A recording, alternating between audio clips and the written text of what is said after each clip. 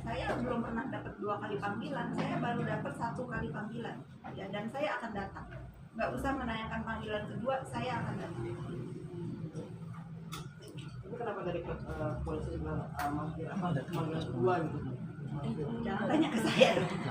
Ya mungkin dugaan saya kan pindah alamat, mungkin yang pertama nggak nyampe karena kan yang harus diakui itu yang saya terima. Saya kan pindah rumah, mungkin waktu itu ngirimnya di rumah yang pertama, jadi saya nggak terima gitu ya. Ini bukan masalah yang penting untuk kita bahas terus ya, karena pertama nama baik siapa yang dirusak ya. Kalau dia namanya baik, dia tidak jadi terdakwa. Yang harus berhak melapor itu saya, karena saya yang selalu didoksi sama dia, dikatain penipu, dikatain apa lagi tuh, dikatain udah macam-macam lah. Saking malesnya saya bilang ya, mungkin dengan kalau saya yang melaporkan, mungkin kata Tuhan, udahlah Fitri, ini bukan balasan yang setimpal untuk kamu melaporkan dia. Mungkin Tuhan memberikan cobaan sekarang dengan pasal pemerasan dengan TPPU, ini mungkin yang adil kata Tuhan untuk ulah-ulah dia selama ini di dunia maya. Dan berapa banyak orang yang tersakiti oleh ucapan dia, berapa banyak orang yang menangis karena ucapan dia. Saya nggak tahu doa mana yang didengar, akhirnya dia duduk di kursi terdakwa sebagai sakitan. Dalam tuduhannya apa? Bukan ITE.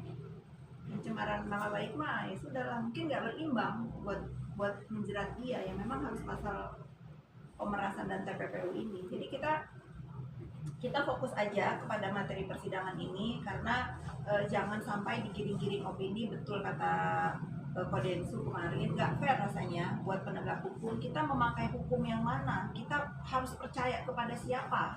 Kalau semua masalah itu selalu digiring bahwa penegak hukum ini bisa disogok, rasanya kan nggak fair juga untuk penegak hukum yang masih banyak kok yang jujur di Indonesia ini. Jadi kita jangan membiarkan, jangan menormalisasi juga apa-apa itu kalau misalnya tidak sesuai dengan harapan yang tidak puas, selalu digiringnya itu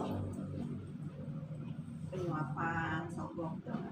Saya yakin para penegak hukum, majelis hakim yang terhormat, ibu jaksa juga yang pada hebat ini tegak lurus, dan saya yakin sekali tidak ada permainan-permainan yang dituduhkan oleh saudara terdakwa ini, karena mengingat yang sedang ditangani ini kasusnya, walaupun kasusnya kecil tetapi sangat menggelegar di Indonesia. Saya rasa nggak mungkin. Tapi kalau menurut Kak Fitri sendiri, selama perjalanan sidang yang harusnya ini kan kasus pidana pemerasan TPPU ya Kak, tapi dari pihak terdakwa tuh selalu menggiringnya ke soal skincare aja. Itu yang dikatakan sama Bang Paris, Pak Hotman Paris, kenapa harus bukan pokok masalahnya yang dibahas, kenapa harus produk, karena ini bukan tentang produk. Produk itu urusannya ke BPOM ya.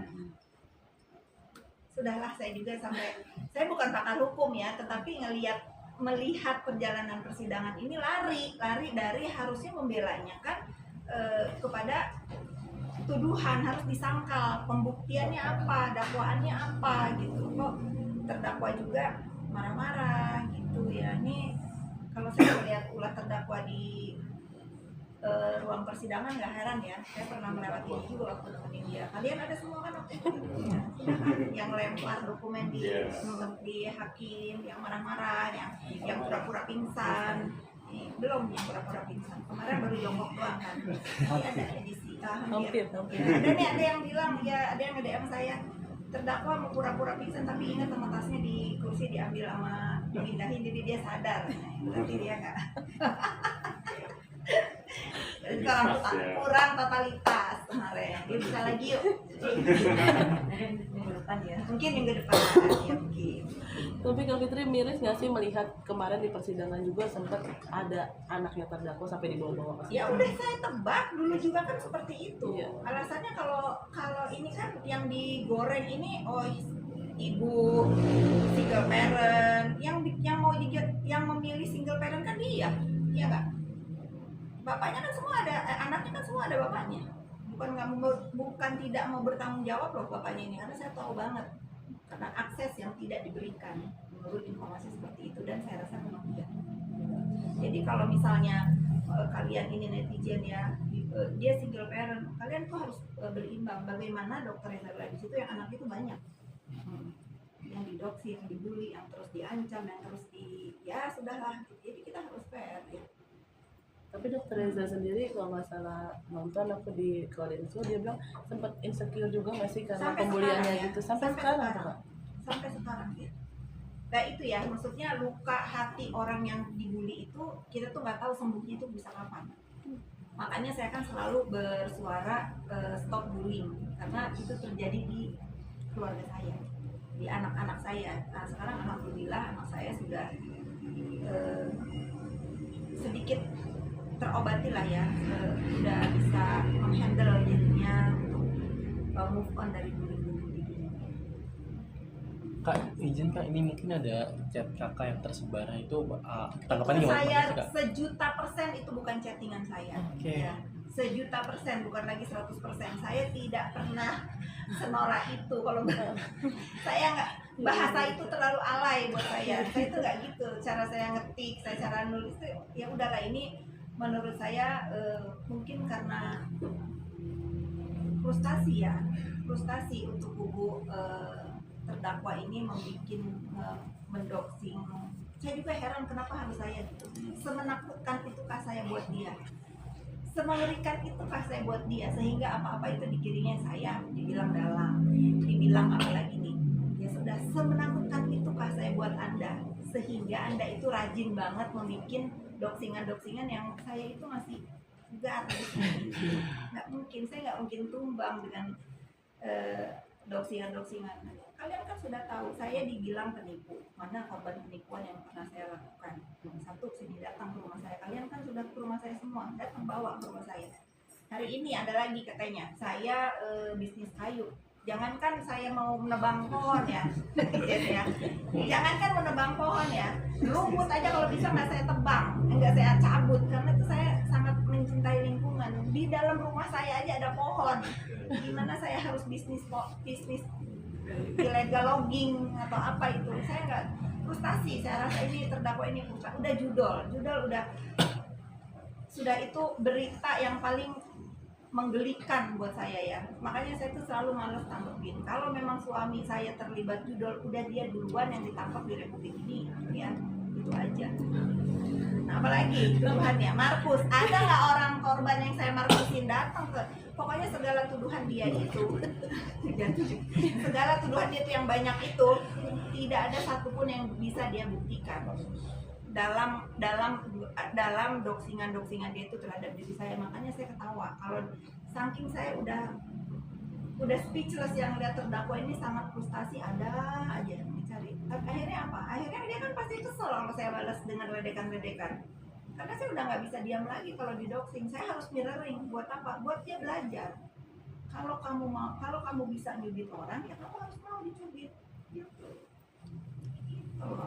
Berarti makin dia makin frustasi terdakwa, makin Kak Fitri makin terus aja korek semua segala macamnya gitu. Saya sudah bilang saya tidak akan membiarkan diri saya didoxing dia lagi. Seumur hidup saya mau gitu untuk mengcounter diri saya, tapi saya tidak akan memulai ya. Saya tidak akan memulai. Kalian cek sendiri, tidak pernah di dalam dunia maya saya yang memulai. Tapi kalau dia mengusik saya sekali ya dia harus tahu saya akan balas dia sampai saya puas.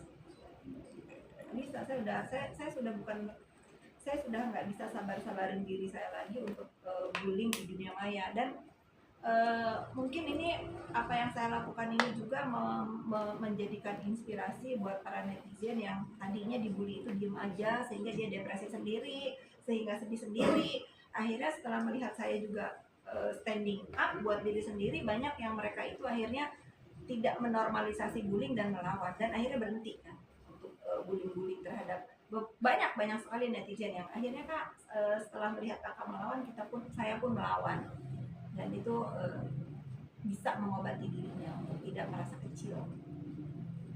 Ada lagi? Kak, laporan Samira gimana Kak? Yang diri mau dilaporin sama Samira? Saya dilaporin sama Samira. Iya. tolong tanya Samira kapan datang ke Medan, dia yang tersangka loh. Kurang kerjaan atau apa gimana? Iya.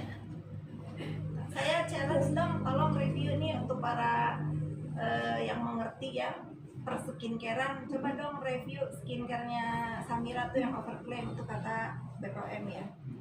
Karena deskripsinya jangan dibilang oh ini izin edarnya atau apalah bulan Februari dia cabut, orang dia dari 2004 udah jualan kok.